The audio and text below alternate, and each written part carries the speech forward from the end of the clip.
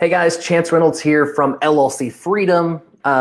One of the things that everyone needs to know about creating your LLC, one of the first questions on the form that the Secretary of State's going to ask you is, who is your registered agent and what is that address? So 99% of the people I talk to are completely unaware of what the requirements are for registered agency. It's something you need to know, and I can run it down super quick for you. Let's jump right into it.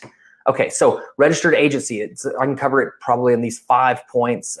Maybe we'll have some more questions when we hop on our consult, but this should clear it all up for you. So the state requires that you have a physical address within the state, in the same state. I'm going to cover number 1 and 2 here. So a physical address within the same state where your LLC is located to put as your registered agency.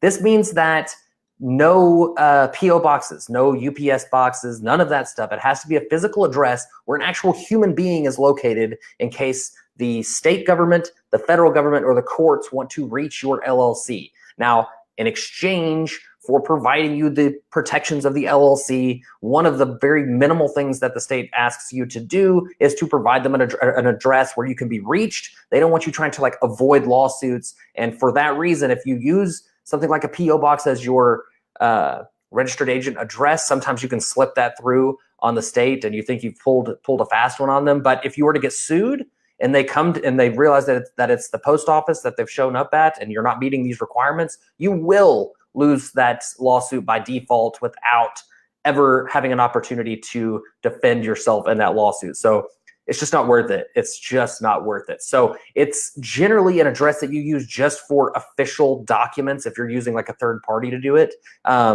It's probably about 50-50 with the people that I work with on whether they use their own address because they meet the criteria, like their own apartment, house, office address. Those are 3 of the main ones that you might use. And then the other 50% just kind of hire us to do it. So you have to have a human being, number 4, at that address 9 to 5, Monday through Friday. Generally, that's what are considered normal business hours. I know those aren't the normal business hours of investors or like small business owners, but that's what the state requires.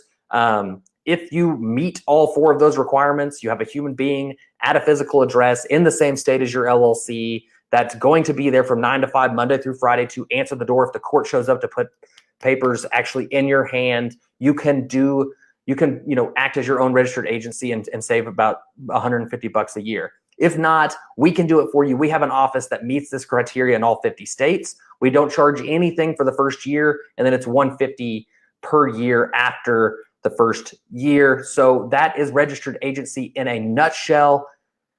Hope this was informative to you. Hopefully this doesn't leave you with more questions, but if it does, we can discuss it on our consult. Talk to you soon.